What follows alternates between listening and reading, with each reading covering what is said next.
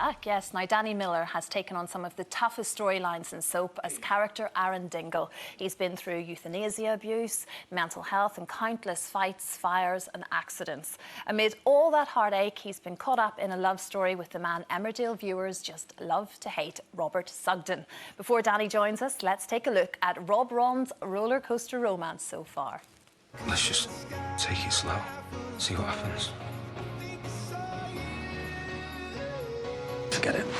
I like both. It doesn't mean that I'm gonna cheat. We'll get through this together. Run!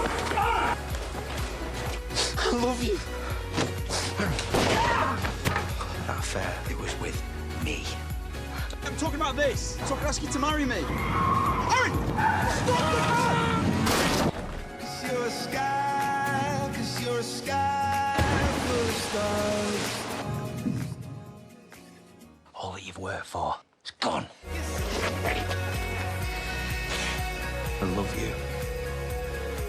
Finally.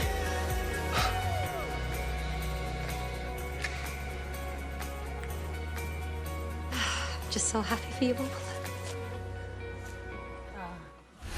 Ladies and gentlemen, it's Danny Miller.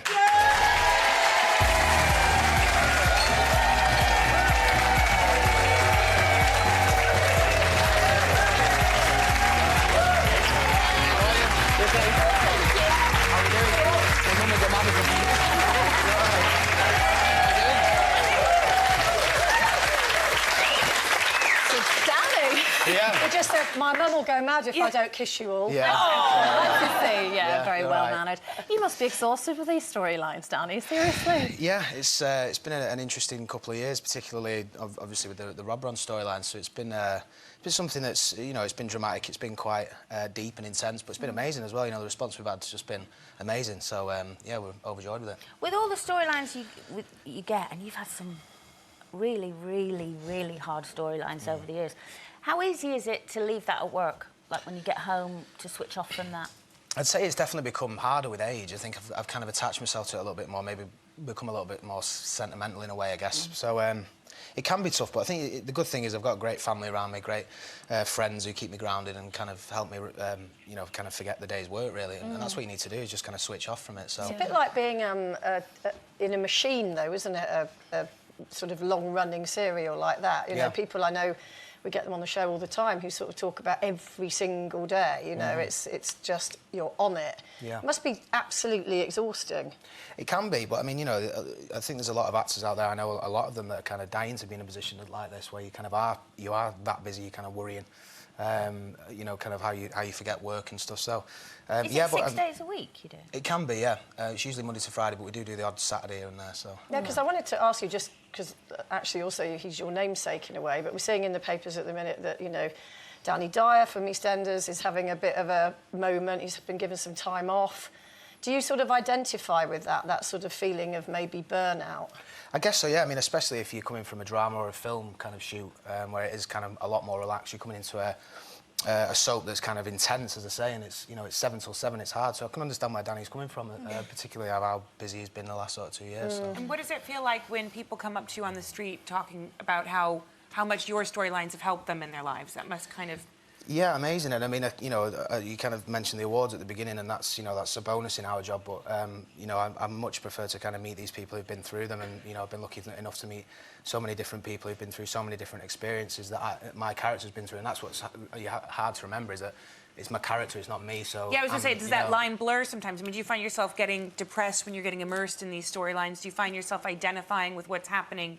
Yeah, I mean, I wouldn't say depressed, but it's definitely it's easy to get yourself down, because, as I say, you are kind of in those emotions all day. But as I say, you know, I've always said to people, I'm not an agony aunt in any way, or I'm not somebody who can kind of give you advice. All I can sort of say is, you know, put an arm around you and just sort of say, you know, it'll be all right. Do you get any chance to research? You know, because when you have a big storyline, there is a lot of responsibility attached to that in terms of how you portray it.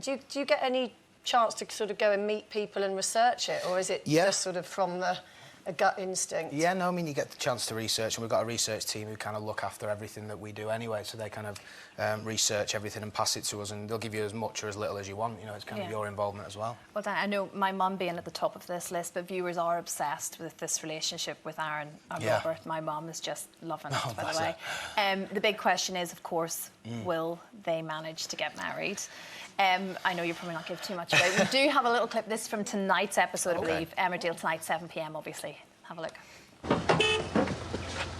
Yo, let's go. What? Go where? For a ride. Oh, come on, you said we could hang out. No, I said I'd see you tomorrow. Go on, I'm off out anyway. Well, I'll just stay here with my mum and live. No. Go on, Adam, tell him the truth. You need a hand. Yeah. Yeah, Moira's down a couple of workers and she's sitting Jack later, so she really needs the help. Go on.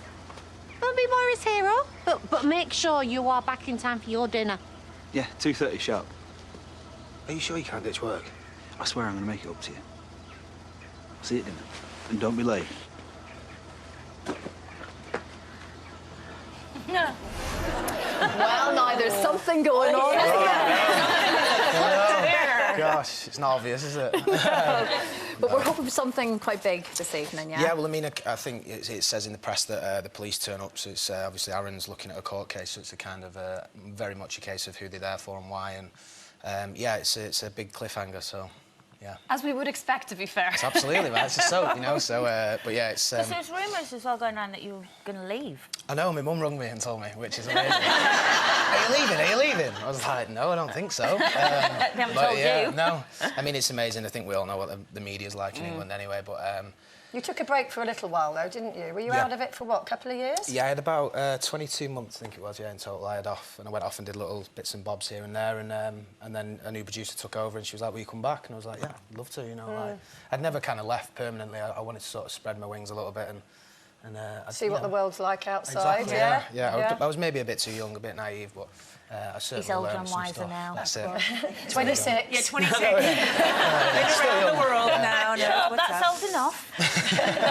So this impending potential prison sentence, we're going to have an insight into your life by the looks of things then. You will be on the screen the whole time. Yeah, I think that was where the confusion came from, was because I was going to prison. But obviously there's a lot of stuff in the media now about prison and about stuff that goes on in there, so it's very much an opportunity for Emmerdale to kind of educate people who aren't aware of it. That's brilliant. OK, fantastic. Emmerdale tonight, 7 p.m, folks. Danny Miller, don't go anywhere. Coming up, we'll be joined by Paula Williamson, the woman